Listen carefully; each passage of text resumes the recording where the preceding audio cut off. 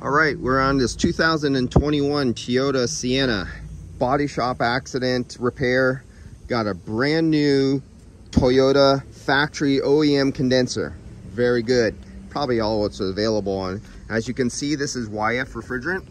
It's going to take 900 grams of refrigerant. And because this was a factory OEM condenser and not some janky half-ass aftermarket condenser, it comes with the factory hybrid oil, because for electric compressor, this is a hybrid vehicle. It comes with the factory dielectric oil. If you guys know, if you try to buy just this little can, it's $140. That's $140 right there to go for that high voltage compressor. One thing I did notice, and I'm gonna have to bring this up to their attention, maybe they didn't see it. They might have not noticed that, but looking at the lines on here, look at that suction line. Look at the angle. You see this, how this is right here? Let me see if I can make it clearer for you, because it's an Apple and Apple sucks. But look at how close that fitting, that metal compressor fitting, is almost touching the electric clip that goes in right here. That is a little too close for comfort. And then if you look down below, lower, look down a little lower, see if I could focus in a little better. Look down right there. Do you see that fitting? Do you see how narrow that fitting is? The reason that I believe that is not factory, it should not be that crushed look where it's a little crimped and it's starting to crimp on the inside and it's flattened out right here. That has gotten pushed inwards from the collision. And if you see the plastic right here, you see that little divot right there? That is not factory. That was a somewhere back here. I think this is new. This has maybe been replaced. Well, it's pretty dirty. Don't know. But, oh, well, I see a little mark right there. Wonder if that lines up. If this got pushed back, something hit right there pretty hard.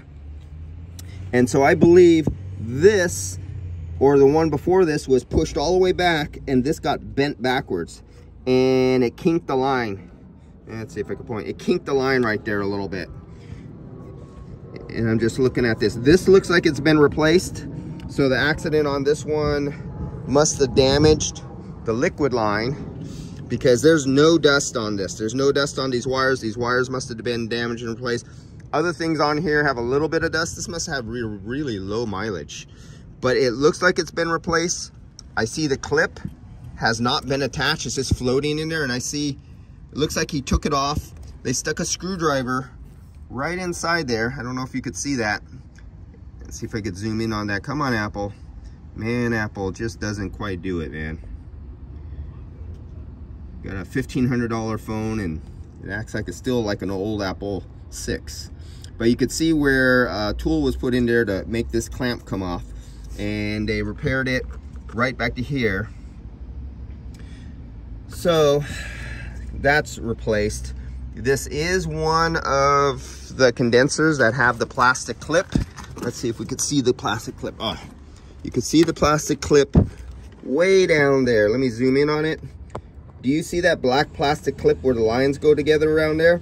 That's that plastic clip on Toyotas that likes to come apart when it's not put back together right, and likes to break. So that is that right there. But you get a new one of those with new O-rings when you buy an OEM condenser. And you get the oil when you buy an OEM condenser. When you get an aftermarket condenser, you're up shit creek without a paddle. All right, we're gonna go from there. I'm gonna start this recovery. So I'm gonna turn on the vacuum pump. We're gonna record the recovery.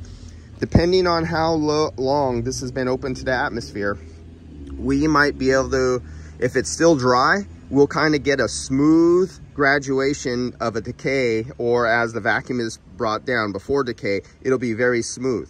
If it's a highly moisture contaminated system, we're going to get a very jagged, and you'll see the difference. And you can see this is a dual AC system. If you look back there off the suction line, you see two suction lines, two big suction lines. One goes to the rear evaporator, one's for the front. And then you can see the liquid line. Here is the heat exchanger. This is a heat exchanger line. You see where the liquid line goes in. It goes in through the heat exchanger, and then it comes back out, and then it tees off. So one goes to the rear expansion valve, one for the front expansion valve. All right, so let's kick on the AC. I'll record it. I'll start the video again after I got a few minutes of recording, and I'll show you what the recording looks like within the first 5 minutes. You've seen other videos of me starting this, so I don't need to start this again. You can look back at the other videos.